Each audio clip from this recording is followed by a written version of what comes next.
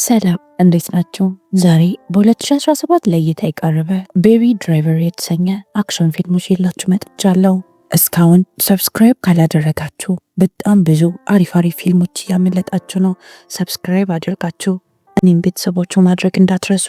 የዛሬው ፊልም የሚያተኩረው ቤተሰቦቹን በልጅነቱ አጥቶ በመጨረሻም በወጣትነቱ ሌባ ስለሆነ ልጅ ነው። ዛሬው ፊልም በጣም ምርጥ ከመሆኑ የተነሳ ቢያንስ 3000 ላይክ ይገባዋል።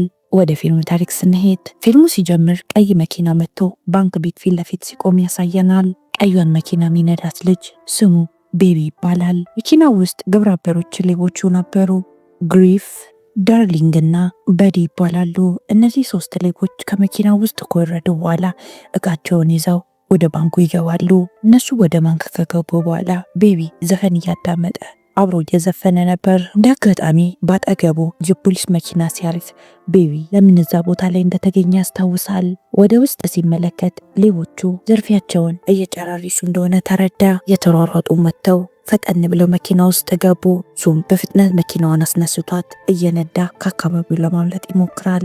ፖሊሶች ከኋላው እያባረሩት ነበረ፣ ግን በሚገራርም ሁኔታዎች ሁሉንም ፖሊሶች ያመልጣቸዋል። እዚያም የፍጥነት መንገድ ላይ ሌላ የሱ መኪና የሚመስሉ 2 መኪናዎች መሃል ይገባል። እዛም 2ቱ መኪኖች በአንድ አቅጣጫ ሲሄዱ እሱ መንገድ ይቀይርና ወደ መኪና ማቆሚያ ይሄዳል። መኪናውን እዛው መኪና ማቆሚያው ጋር የተዋውትና አዘጋጁት ሌላ መኪና ውስጥ ይገባሉ። ቀለል አድርገው ባንክ ዘረፉ። ቤቢ አንድ ኮፊ ሾፕ ይገባና ቡና ያዛል። ከዛም ቡናዎቹን ይዞ ወደ ሌቦቹ ሲሄድ ያሳየናል። ሌቦቹ አለቃ ዶክ ብሩን እያከፋፈላቸው ነበር። ግሪፍ የቤቢን ባህሪ ምንም ሊረዳ አልቻለም። ምክንያቱም ቤቢ ከማናቸውም ጋር ወሬ አያወራም። አብዛኛው ሰዓት ጆሮ ላይ ኤርፎን ታደረገ ነው። ዶክ ሰዎች ቤቢን እንዲናገሩት አይፈልግም። ምክንያቱም በጣም ምርጥ የተባለ ሾፌሩ ነው። ሁሉም ገንዘባቸው ይሰጣቸውና የራሳቸውን ድርሻ ይዘው ከቦታው ይወጣሉ። ዶክ በሚገርም ሁኔታ የቤቢንም ድርሻ ይወስድበታል። ከዛም ከሻንጣ ውስጥ ካሉ ገንዘቦች አንድ ስራ ያወጣና ይህንን እንካ ብሎ ይሰጠዋል። እናም ከዚህ በኋላ አንድ ስራ ማስቸግር ነው፣ ከዛ ነፃ ነህ ይለዋል። ቤቢ ብሩን ይዞ ወደ ቤት ይገባና ወለሉ ስር ሌሎች ከደበቃቸው ብሮች ጋር ይቀላቅለዋል። የቤቢ አሳዳጊ አባቱ ነገርና መስማት አይችልም። ቤቢ እርቦሃል ብሎ በምልክት ቋንቋ ይጠይቀዋል። እሱም እንደ ራበው ይነግረውና ቤቢ ምግብ ሊሰራለት ወደ ውስጥ ይገባል። ጆ ቴሌቪዥን እየተመለከተ እያለ የቤቢን ፎቶ በዜና ላይ ባንክ ያዘረፉ ሰዎች መሃል ተጠርጣሪ ሆኖ ይመለከተዋል። ጆም ብሩን እንደዚህ ሆነን የምታመጣው ብሎ ይጠይቀዋል። ቤቢ እንደዛ አይደለም ስራ ነው ነበር ያለው። ናም ከዚህ በኋላ አንድ ስራ ብቻ ነው የሚቀረኝ፣ ከዛ በኋላ ነፃ ነኝ ይለዋል። ጆ ቤቢን አንተ ለእንደዚህ አይነት ዓለም አልተፈጠርክም አለው። ምሽት ላይ ቤቢ ሲደብረው ቀን ሙሉ የቀዳቸውን የሰዎች ድምጽ ይሰበስብና ወደ ሙዚቃ ይቀይራቸዋል። ቤቢ እንደዚህ ያቀናበራቸው የሰዎች ድምጽ በጣም ብዙ ካሴቶች አሉት። አሁንም የሰራውን ከሌሎች ካሴቶች ጋር ይቀላቅላቸዋል። ከካሴቶቹ መሃል የእናቱን ድምጽ የቀዳበትን ካሴት ሲነካ ወደ ኋላ ይወስደዋል። ሰዎቹ እየተጨቃጨቁ መኪና ሲያሽከረክሩ ነው ተጋጭተው ህይወታቸው ያለፈው። ቤቢ አንድ ካፌ ሄደና ቁጭ ይላል። አንድ በጣም ቆንጆ የካፌው አስተናጋጅ ቤቢ እያለች ዘፈን እየዘፈነች ወደ ካፌው ስትገባ ይመለከታታል። ፈጠን ብሎ ወዳለፈችበት እየተመለከተ ድምጿን ለመቅዳት ይሞክራል። ተመልሳ ትመጣና ምን ልታዘዝ ብላ ጠየቀችው። በጣም ደስ የምትልና ቀለል ያለች ሴት ናት። ዴብራ ትባላለች። በዚህ መሃል ነው የቤቢ ስልክ የጮኸው። ዴብራም ቤቢን ምንድነው የምትሰራው ብላ ጠየቀችው። እሱም ሹፌር ነኝ ይላታል። እሷም በጣም እድለኛ ነህ፣ ሁሌ መስራት የምፈልገው ስራ ነው ትለዋለች። ዴብራ አለቃም ረጅም ሰዓት መቆሟን ሲመለከት ተንቀሳቀሽ ብሎ ትዕዛዝ ይሰጣታል። ቤቢም ከመሄዷ በፊት በጣም ቆንጆ ነሽ ይላታል። እንዳያስ ነበር የወደዳት። ዴብራ መጀመሪያ ስትዘፍን የነበረውን ዘፈን ቤቢ እያለች እየዘፈነች ትሄዳለች። እሱም የማዘፈን ነው ብሎ ከጠየቃት በኋላ ቀጥታ ሄዶ ካሴቱን ይገዛዋል። ቤት ውስጥ ቤቢ ከተመለሰ በኋላ መጨፈር ይጀምራል። ጆ ቤቢ ይህንን ደስታ ከየት አመጣው በሚል በጣም ገርሞት ዝም ብሎ ሲመለከተው ነበር። እቺ ልጅ አንተን ደስተኛ እንደዚህ ካደረገች ምንም ትምሰል፣ እኔ ይቀበላታለሁ ይለዋል። የቤቢ ደስታ የጨለመው ዶክ ሲደውል ነበር። አዲስ ስራ እንዳለ ይነግረውና የሚገናኙበትን ቦታ ጠቅሶለት ይጠራዋል። ይሄ ደግሞ አዲስ የዘራፊ ቡድን ነው። ከዘራፊዎች ውስጥ ባትስ የተባለው ቤቢን ለምንድነው ሁልጊዜ ሙዚቃ የምታዳምጠው ይለዋል። ዶክ ልጁን ተውት፣ በመጀመሪያ ቁጭ በሉና ምን እንደሆነ ስራችሁ ስሙ ይላቸዋል። ባትስ ወደ ዶክ ጠጋይልና ስለ ቤቢ ይጠይቀዋል። ዶክም የትም ብትፈልግ እንደ ቤቢ አይነት ፈጣንና ጎበዝ ሹፌር አታገኝም ይለዋል። ናም ዶክ ቤቢ ካደረጋቸው ራሚ ዘርፊያዎች ውስጥ አንዳንዱን ይነግረዋል። ቤቢ የዶክንም መኪና ሰርቆ ነው የተዋወቁት። የሚቀጥለው ቀን ቡድኑ ወደሚዘርፉት ባንክ አካባቢ ሄድና መኪናውን ያቆማሉ።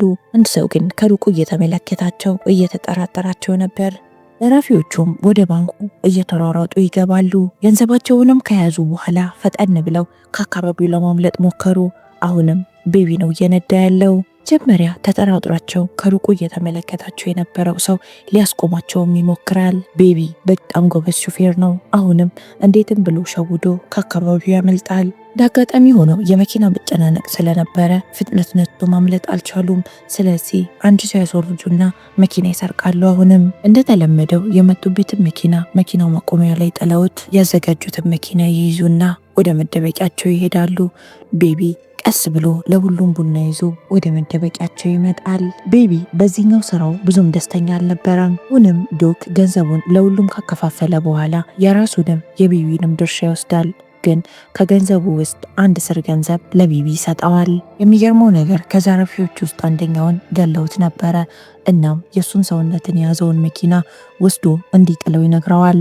ቤቢም ወደ መኪና መጨፍለቂያ ሬሳውን መኪና ውስጥ ከቶ ይወስደውና መኪናው እንዲጨፈለቅ ያደርጋል። ዶክ ቤቢን ከዚህ በኋላ አልጠራህም ስራችንን ጨርሰናል ስላለው በጣም ተደስቶ ስልኩን ይጥለውና የሚወደውን ዘፈን እያዳመጠ ወደዛ ካፌ ይሄዳል። ልክ እያሰበ እንደነበረውም ካፌ ውስጥ ዴብራን ያገኛታል። ቡና ካቀረበችለት በኋላ ስለ ሙዚቃ ማውራት ይጀምራሉ። ዴብራም የድምፅ መቅጃውን ትወስድበትና ትዘፍንለታለች። ውስጥ የሚሰሩ ሰዎች እናትህ እዚህ ካፌ እንደሰራች ነግረውኝ ነበር አለችው። እሱም አዎ በህይወት እያለች እዚህ ትሰራ ነበር አላት። ስራም በኋላ አንድ ላይ ጊዜ ማሳለፍ ይጀምራሉ። ቤቢ ቤተሰቦቹን በመኪና አደጋ እንዳጣቸው ይነግራታል። እሷም የኔም ቤተሰቦች ሞተዋል አለችው። ከዚያም እራት ልጋብዝሽ ሲላት እሷም እሺ ብላ ተስማማና ቀጠሮ ይይዛሉ። ቤቢ ቤት ከገባ በኋላ ቁጭ ማለት አልቻለም። በደስታ እየተሽከረከረ ለጆ ዴብራ ምን አይነት ሴት እንደሆነች ይገልጽለታል። ከዛም በመጨረሻ ስራው ያገኘውን ገንዘብ ሌሎች ከደበቃቸው ገንዘቦች ጋር ያስቀምጠውና ጆን አለቀ፣ ከዚህ በኋላ የዘርፊያ ስራ አልሰራም ይለዋል። ጆን ቤቢን አሁን ውጣና ትክክለኛ ስራ ፈልግ አሳየኝ፣ እንደውም ምግብ አድራሽ መሆን እንኳን ትችላለህ ይለዋል። ቤቢም አንድ ካፌ ውስጥ ዲሊቨሪ ቦይ ሆኖ ይቀጠራል። ቤቢ መኪናዎችን በፍጥነት ስለሚነዳ ሰዎች ምግባቸው በዚህ ፍጥነት እንደመጣ ማመን አልቻሉም ነበረ። እናም ጥሩ ቲፕ ነበር የሚሰጡት። ቤት ከገባም በኋላ የሰራበትን ገንዘብ ይቆጥርና ገንዘቡን ያስተካክላል። ከዚያም ከዴብራ ጋር እራት ለመብላት ስለተቀጣጠሩ ወደዛ ነበር ሄደው። ሁለቱም በጣም ጥሩ ጊዜ እያሳለፉ ነበረ። ግን አስተናጋጁ ይመጣና የቤቢን ደስታ ይነጥቀዋል። ቤቢ ሂሳብ ሊከፍል ሲል አስተናጋጁ ሂሳብ ተከፍሎልሃል ይለዋል። ቤቢ ሂሳብ የከፈለለት ዶክ እንደሆነ ሲረዳ በጣም ነበር የደነገጠው። ቤቢም ወደ ዶክ ይሄድና ያናግረዋል። ዶክም ለአንድ ስራ ፈልግሃለሁ ይለዋል። ቤቢ በመጀመሪያ እምቢ ብሎ ነበር። ዶክ ግን እግርን ሰብሬ የምትወዳቸውን ሰዎች በጠቅላላ ገድዬ ብቻ ነው ማስቀርህ ይለዋል። ቤቢ ምንም አማራጭ ስለሌለው እሺ ብሎ ተስማማ። ዴብራ ወደ ቤት ሲወስዳት ቤቢ ሙሉ ትክክል እንዳልሆነ ተረድታለች። እየተፈጠረ ያለውን ነገር እንዲነግራት ትጠይቀዋለች። በሚያሳዝን ሁኔታ ምንም ነገር አልነገራትም። እሷም የሚቀጥለው ቀን እንገናኝ ብላ ከመኪናው ትወርዳለች። የሚቀጥለው ቀን ዶክ መጥቶ ቤቢን ይወስደዋል። ከዛም ቀጥታ ወደ ፖስታ ቤት ነበር የወሰደው። ቤቢን ወደ ውስጥ ገብተ እዚህ ህንፃ ውስጥ ምን ያህል ካሜራ እንዳለ አጣርተህ ንገረኝ አለው። ካሜራ ብቻ አይደለም ስንት የጥበቃ ሰራተኞች አሉ፣ ውስጥ የሚሰሩት ሰራተኞችስ ምን ያህል ናቸው፣ ሁሉንም መረጃ እንዲሰበስብ ነገረው። ዶክ ከአንድ ህፃን ልጅ ጋር ወደዚህ ፖስታ ቤት ይገባና ፖስታ ቤቱን በደንብ መቃኘት ይጀምራል። ቤቢ ተመልሶ ወደ መኪናው ከመጣው በኋላ ያየውን ነገር በጠቅላላ ለዶክ ይነግረዋል። ከዛም ከዶክ ጋር ተያይዘው ወደ አንድ ቦታ ይሄዳሉ። ቤቢ ወደ ቤት ከተመለሰ በኋላ ለዴብራ ይደውልላትና ዛሬ መገናኘት እንደማይችል ይነግራታል። ለምን ብላ ስጠይቀው የሹፍርና ስራዬን ያቆምኩ መስሎ ነበረ፣ ግን ለአንድ ስራ እንፈልግሃለን ብለው እንድሰራላቸው ስላስገደዱኝ ምንም ማድረግ አልችልም ይላታል። እናም በቅርቡ እንደሚገናኙ ነግሯት ወደ ስራው ይሄዳል። ቤቢ ስራ ቦታ ሲደርስ መጀመሪያ አብረውት የዘረፉት ሌቦችና በሁለተኛ ጊዜ አብረውት የዘረፉ ሌቦች አንድ ላይ ተቀላቅለው አንድ ቡድን መስርቶ ያገኛል። በዲ የተባለው ሌባ ወደ ቤቢ ጠጋ ይልና ሊያወራው ይሞክራል። ሌላኛው ባትስ የተባለው ሌባ መኪና ለመንዳት እኮ ዘፈን አስፈላጊ አይደለም፣ ለምንድነው ሁሌ ዝም ብለህ ዘፈን የምትሰማው ይለዋል። በዚህ መሃል ዶክ ይመጣና እንደሚዘርፉና እንዴት እንደሚዘርፉ እቅዱን እያምራራላቸው ነው። እዚህ ዝርፊያ የግድ ሽጉጦች ያስፈልጋቸዋል። ሽጉጥ ይዘው ከመጡ በኋላ ሌሊቱን እዚሁ ቦታ ላይ ነው የሚያሳልፉት። በጠዋት ተነስተው ወደ ዝርፊያቸው ይሄዳሉ። ሽጉጥ ለማምጣት እየሄዱ እያለ ባትስ ቤቢን አንድ ሱፐርማርኬት ታቆምልኝ ብሎ ወደ ውስጥ ይገባል። መኪና ውስጥ የቀሩት ሁለቱ ሌቦች የማይነጣጠሉ ፍቅረኛሞች ነበሩ። ባትስ ከሱፐርማርኬት ተመልሶ ከመጣ በኋላ ጉዟቸውን ይቀጥላሉ። እንደ ቁመቱ አጠር ያለ ሰው በርከት ያሉ ሽጉጦችን ያቀርብላቸዋል። ነገሮች ሲያስማሙ ይቀሩና ባትስ ችኩል ስለነበረ ተኩስ የጀመረው እሱ ነው። ቤቢ ለትንሽ ተገሎ ነበረ። ባትስ ይመጣና ያድነዋል። እዚህ ተኩስ ልውውጥ መሃል ዳርሊንግ እጇ ትንሽ ተመቶ ነበረ። ባዲም በጣም ይናደድና ከባትስ ጋር ይጣላል። በዚህ መሃል ባትስ ለምን ተኩስ እንደጀመረ ይነግራቸዋል። ከእነዚህ ሰዎች መሃል አንድ ጊዜ ያሰረኝን ፖሊስ ተመልክቼ ነው ይላቸዋል። የመጡበትን መኪና የተዉትና ሌላ መኪና ይዘው በመጨረሻም ወደ መጡበት ይመለሳሉ። እየነዱ እየተመለሱ እያለ ዴብራ በምትሰራበት ካፌ በኩል ሲያልፉ ባትስ እዚህ ካፌ ጋር አቁምልኝ፣ ስለ ራበኝ ገብቼ መብላት ፈልጋለሁ ይላል። ቤቢም እምቢ ነበር ያለው። ባትስ እምቢ መባል አይወድም። እናም ቤቢን አስፈራርቶት መኪናው እንዲያቆም ያደርገዋል። ቤቢም ወደዛ ካፌ መግባት እንደማይፈልግ ይናገራል። ባትስ ቤቢ ሌላ የደበቀው ነገር አለ ብሎ ስለገመተ እንዴትም አስገድዶት ሁሉም ተያይዘው ወደ ካፌው ይገባሉ። እንደ አጋጣሚ ሆኖ ዴብራ ከስራው አልወጣችም ነበረ። እሷ ነበረች አስተናጋጅ። ሰላም ሳይላት ኮስተር ብሎ ከሰዎች ጋር ተከታትሎ ሲገባ ዴብራ የሆነ ነገር እንደተፈጠረ ገብቷታል። ከተቀመጡም በኋላ ዴብራ ምን ልታዘዝ ብላ አጠገባቸው ትቆማለች። ሌቦቹ እርስ በርስ የተዋደዱ አይመስሉም። ዴብራም የታዘዘችውን መጠጥ ይዛላቸው ትመጣለች። ባትስ ቤቢን እች ልጅ ታውቃታለህ ብሎ ይጠይቀዋል። ቤቢም ምንም መልስ አልመለሰም ነበረ። ባትስም ዴብራን ለማስፈራራት ሽጉጡን ይዞ ለመነሳት ሲሞክር ቤቢ ሽጉጡን ይዞ መልሶ ያስቀምጠዋል። ባትስ እርቦኛል ያለው ሰውዬ ምንም ነገር ሳይበላ ከካፌው ይወጣል። ሁሉም ተያይዘው ወጡ። ቤቢ ሂሳቡን ከከፈለ በኋላ በሶፍት መልእክት ያስቀምጥላታል። ሶፍቱ ላይም 8 ሰዓት ይላል። ቡድኑ የዘረፈውን ሽጉጥ ይዞ ወደ ውስጥ ሲገባ ዶክ ይመለከታቸውና ለምንድነው ሽጉጦቹን በሰላማዊ መንገድ ያልገዛችሁት ይላቸዋል። ባትስ ሰዎቹ ፖሊሶች እኮ ናቸው ይለዋል። ዶክም አውቃለሁ ፖሊሶች እንደሆኑ የኔ ሰዎች ናቸው፣ ለምንድን ያልተገበያያችሁት አለው። ባትስ ምን እናርግ መጀመሪያ ተኩሱብን ይላል። ባዲም በሚገርም ሁኔታ ለባትስ ያግዛል። ዶክ በቃ ስራው አሁን አብቅቷል፣ ደመጣችሁበት ሂዱ ይላቸዋል። ባትስ ገና ለገና ፖሊሶች ሞቱ ብዬ ዘርፌን አላቆምም፣ መስራት ፈልጋለሁ ይላል። ባዲ ቤቢን በአይነ ቁራኛ ነበር እየተከታተለ የነበረው። የሚያደርገው ነገር ምንም ደስ አላለውም። ቤቢ ሌቦቹ ሲያወሩ የቀዳቸው ድምፅ ነበር። እዚያም ራሱም ከዴብራ ጋር አንድ ላይ ማሰብ ይጀምራል። ልክ 8 ሰዓት ሊሆን ሲል ሁሉም መተኛታቸውን ጠብቆ ቀስ ብሎ ለመውጣት ይሞክራል። ቤቢ ወዴትም ርቆ መሄድ አልቻለም ነበረ። ባዲ ፊት ለፊቱ ቆሞ ተመሄድ ያስቆመዋል። ከዛም ቤቢን ወዴት ነው የምትሄደው ብሎ ጠየቀው። ቤቢም ቡና ለመጠጣት ነው ይለዋል። ባትስም ድምፅ ስለሰማ ቤቢን ተከትሎት ይመጣና መኪና ውስጥ ይገባል። ከዛም የቤቢን ድምፅ መቅጃ ያወጣና ለምንድን ነበረ ድምፃችንን ስትቀዳ የነበረው ብሎ ይጠይቀዋል።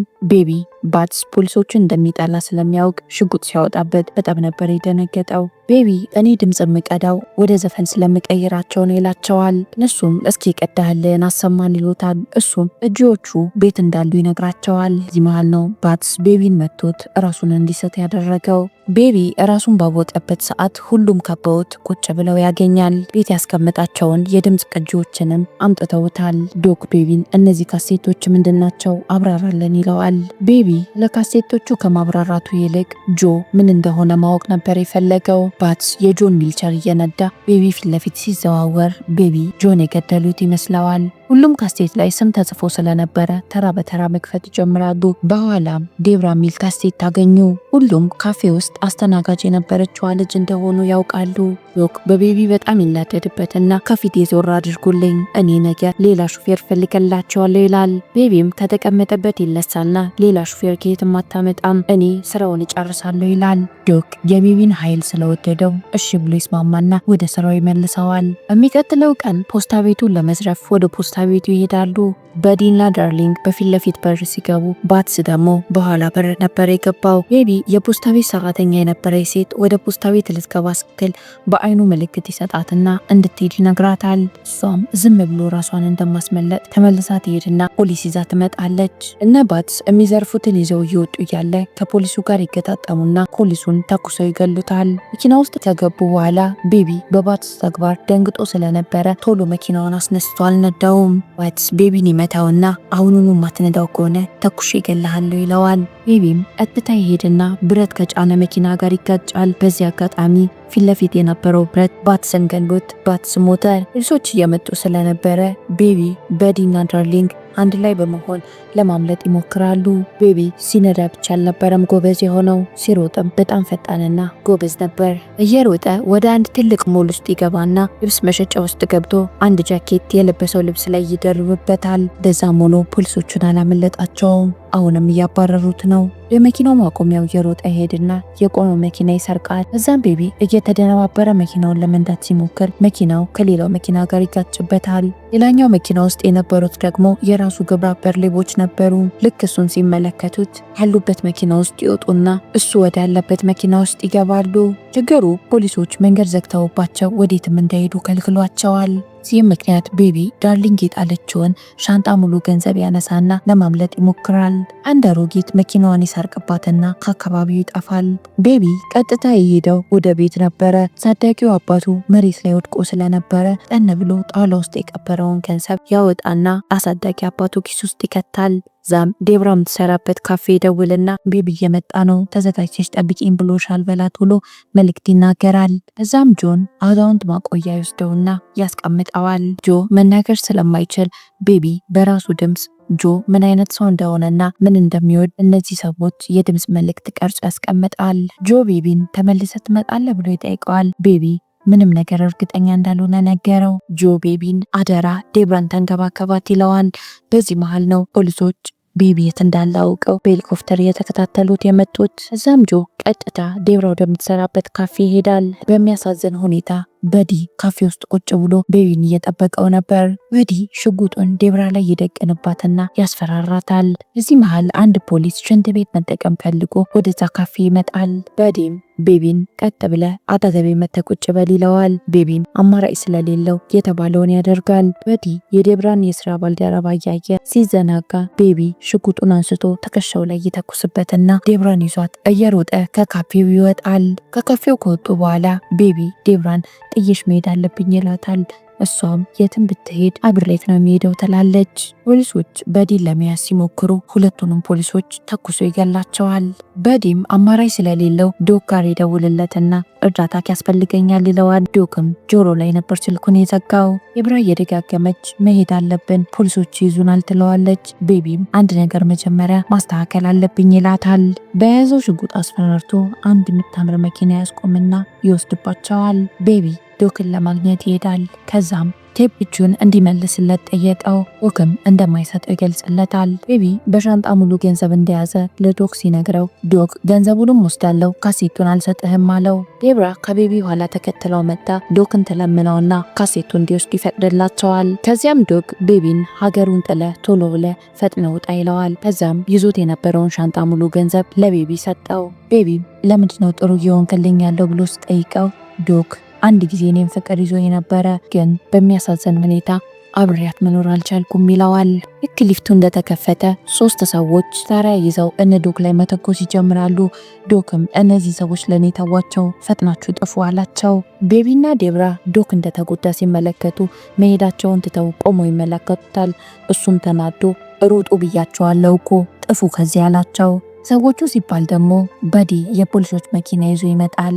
በዲ የሚወዳት ሴት ሞታበታለች። እናም ለዚህ ተወቃሹ የሚያደርገው ቤቢ ነው። ዶክ የያዘውን ሽጉጥ በዲ ላይ ይተኩስበታል። በዲም በመኪናው ይገጨውና ዶክን ገደለው። ከዛም ቀጥሎ ቤቢና ዴብራን ማባረር ይጀምራል። ከብዙ ትግል በኋላ ቤቢና ዴብራ በዲን ይገሉታል። ቤቢ ተጎድቶ ራሱን ስቶ ስለነበረ ሲነቃ ዴብራ እየነዳች ወደ አንድ ቦታ እየሄዱ ነው። እናንተም እንደኔ በቃ አመለጡ እያላችሁ ከሆነ ተሳስታችኋል። ፖሊሶች መንገድ ይዘጉባትና ዴብራ ላይ ቤቢን እጁን እንዲሰጥ ይጠይቁታል። ዴብራም ይዘው ልታመልጥ ስትሞክር ቤቢ መኪናውን ያስቆማትና እጁን ለፖሊስ ይሰጣል። ቤቢም ሲከፈትበትና የተለያዩ ህይወታቸውን ያዳነላቸው ሰዎች ቤቢ ጥሩ እንደሆነ ይመሰክሩለታል። ከዛም ቤቢ 5 ዓመት ይወሰንበትና 5 ዓመት እስሩን ጨርሶ ይወጣል። ዴብራም 5 ዓመት ሙሉ ጠብቀው ከእስር ቤትም ሲወጣ እሷ ነበረች የተቀበለችው። የዚህ ፊልም ታሪክ እዚህ ላይ ያበቃል። ፊልሙን ከወደዳችሁት ሁልጊዜም እንደምላችሁ ላይክ፣ ሼር፣ ሰብስክራይብ ማድረግ እንዳትረሱ። እወዳችኋለሁ።